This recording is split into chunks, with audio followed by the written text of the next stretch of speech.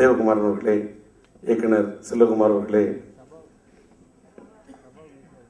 இந்த படத்தின் இசையமைப்பாளர் ஜெயம் செந்தில் அவர்களே, மற்றும் இந்த படத்தில் பணியாற்றியிருக்கக்கூடிய நண்டு பாஸ்கே நடித்திருக்கக்கூடிய துரைசிங்கம் அவர்களே, இனிய நண்பர் ஆண்டனி அவர்களே, மற்றும் இந்த படத்தில் பணியாற்றிய கலைஞர்களே, இந்த படத்தின் ஒளிப்பதிவாளராக பணியாற்றக்கூடிய என் படங்களில் பணியாற்றிய உதவியாளர் தம்பி சந்திரன் அவர்களே, மேடையில் இருக்கக்கூடிய முன்னோடிகளே, இந்த நிகழ்ச்சியை சிறப்பிக்க வந்திருக்கக்கூடிய சிறப்பு விருந்தினர்களே, இதை நான் சொல்வதற்கு காரணம், நான் அதிகமாக எந்த மேடைகளிலும் போய் திரையுலகத்தின் எந்த மேடைகளிலும் கலந்து கொண்டு நான் அதில் சங்கமிக்க விரும்புவதில்லை. தயக்கம்.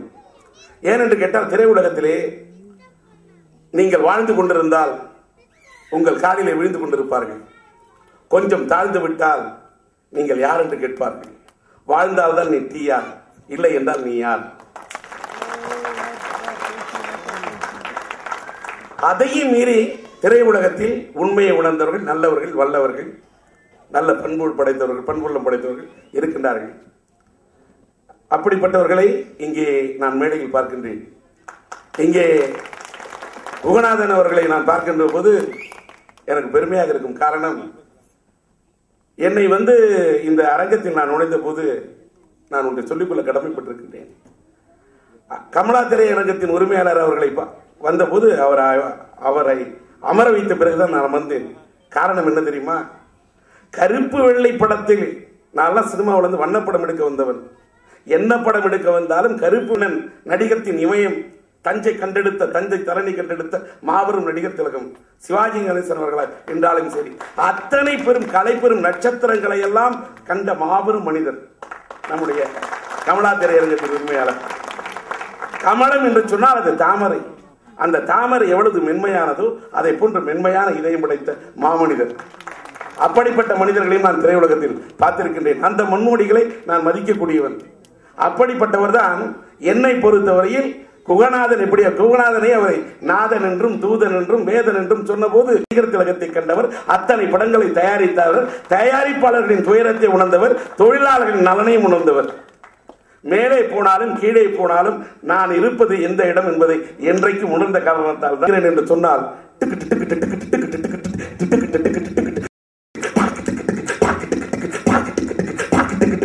ஒரு கொட்டாங்கச்சி வச்சுட்டு இந்த தாளத்தை உருவாக்குனா, இந்த தாளத்துக்கு அந்த படத்தில் வர அந்த பாட்டு தான் எங்களுக்கு இன்ஸ்பிரேஷன். இல்லையா, சின்ன படம் என்ன படம் வேணாலும் எடுத்தவர் ஒருத்தர். அவரை பார்த்து நான் வியந்தது உண்டு. அது மாதிரி கவிஞர் பிறைசூடன் அவரை பத்தி நான் சொல்லணும்னா, எனக்கு சின்ன திரையில பாக்குறேன். அடுத்த பாடலாசிரியர், அடுத்த கவிஞனை பத்தி இந்த உலகத்துல நான் என்ன வரைக்கும் கவிஞன்னு சொல்லிக்கிட்டதே கிடையாது. நான் வெறும் பாடலாசிரியர் தான். ஏதோ தாளத்துக்கு தட்டா பாட்டு இது, அவ்வளவுதான். நல்ல பெரிய தமிழ்ல பெரிய மேதாவின்னு இன்ன வரைக்கும் நான் தமிழை வாழ வச்ச சோறு போட்டெல்லாம் என்னைக்கு சொன்னதே இல்லை. தமிழ் தான் எனக்கு சோறு போட்டது. தமிழ் தான் என்ன வாழ வச்சது. நான் படிச்சது எம்ஏ, நான் படிச்சது எம்ஏசிடி. நான் இன்னும் சொல்ல போனா பிஹெச்டி முடிச்சிருக்கணும். நான் லா முடிச்சுட்டு வந்திருக்கணும். என்னுடைய சூழ்நிலை டாக்டரேட் பண்ண வேண்டியனா டைரக்டர் ஆகிட்டேன். இந்த தொழிலுக்கு வந்துட்டேன்னு வருத்தப்படல. சினிமா தான் எனக்கு மூச்சு, சினிமா தான் எனக்கு உயிர், சினிமா தான் எனக்கு சோறு, சினிமா தான் எனக்கு கொடுத்தது பேரு. சினிமாவில் தான் நான் ஓடிக்கிட்டு ஒரு ஆறு, அவன் தான் உங்களோட அன்பு டிஆர். இதான் உண்மை.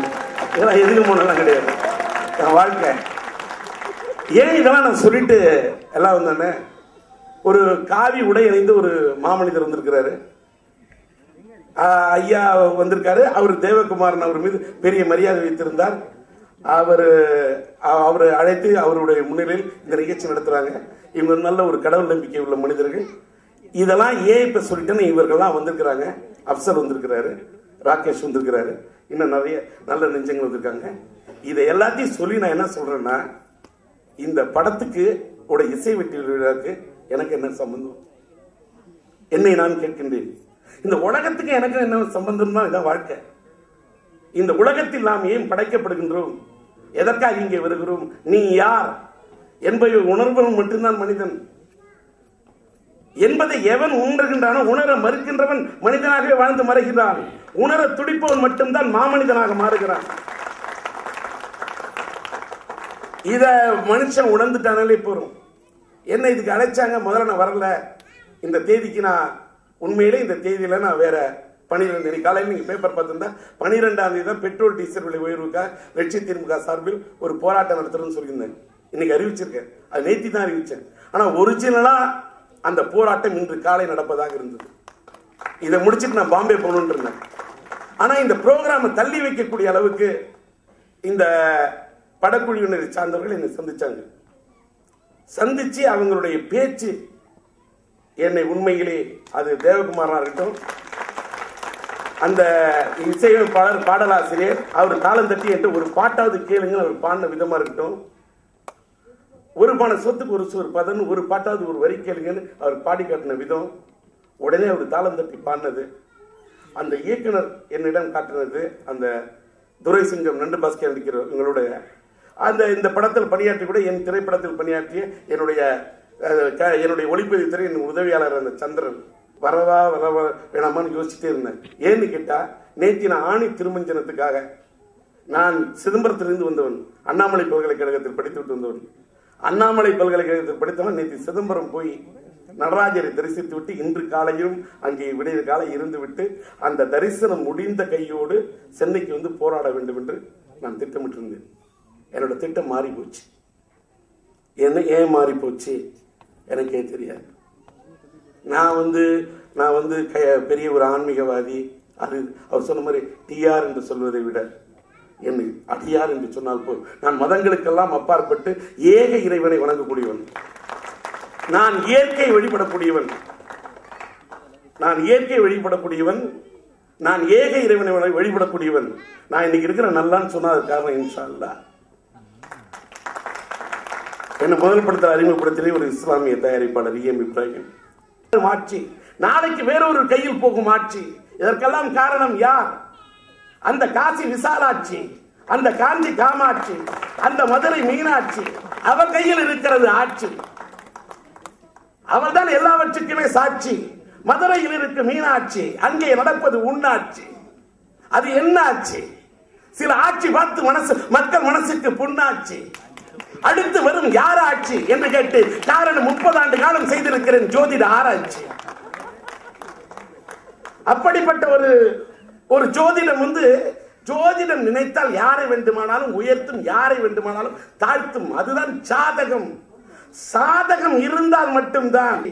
அது பாதகமாக மாறினால் சிறகடித்து பறப்பவர்களை சிறைக்கு தள்ளிவிடும், சிறையில் இருப்பவர்களை சிறகடித்து பறக்க வைத்து விடும்.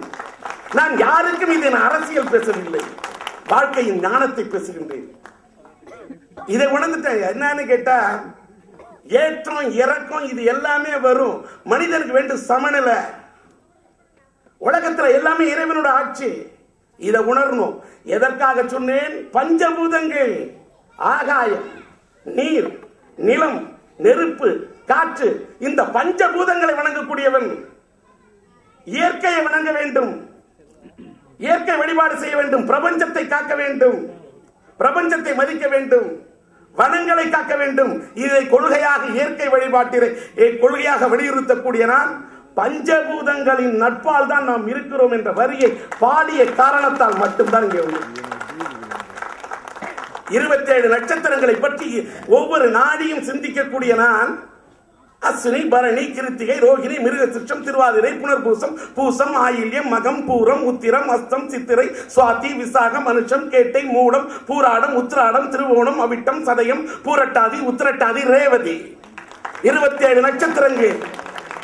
அந்த மேஷம், ரிஷபம், மிதுனம், கடகம், சிம்மம், கன்னி, துலாம், விருச்சிகம், தனுசு, மகரம், கும்பம், மீனம், 12 ராசி.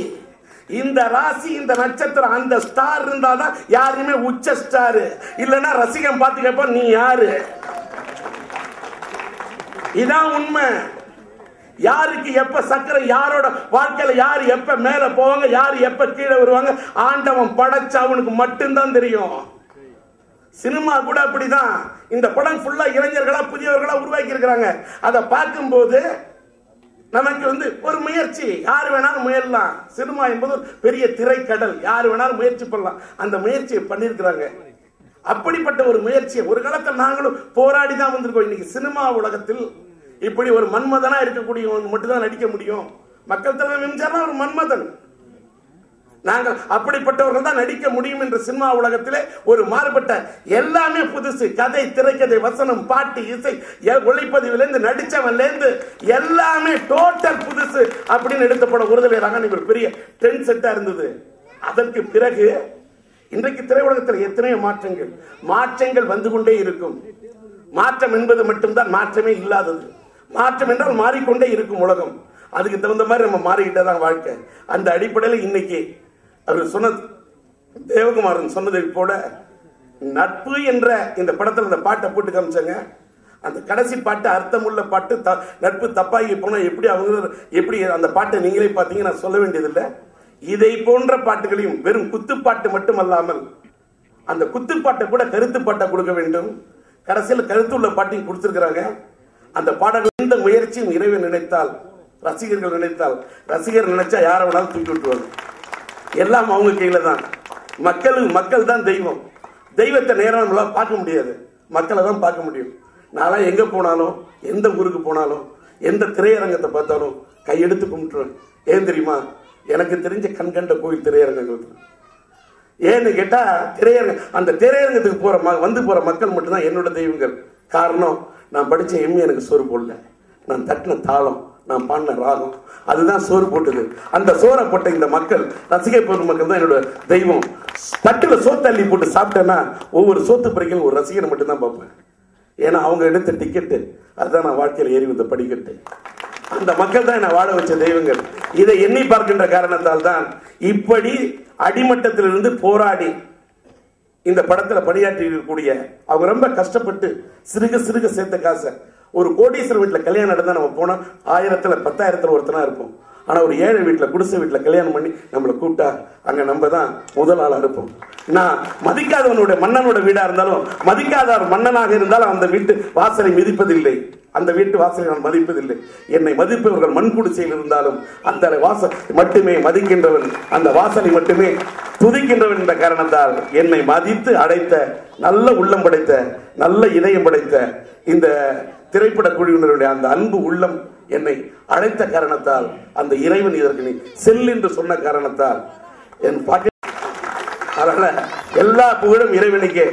ஒருவேளை நான் இன்னைக்கு இதுல நின்று இருந்தேன்னா தில்லையம்பலத்தில் நின்று இருக்க வேண்டும்.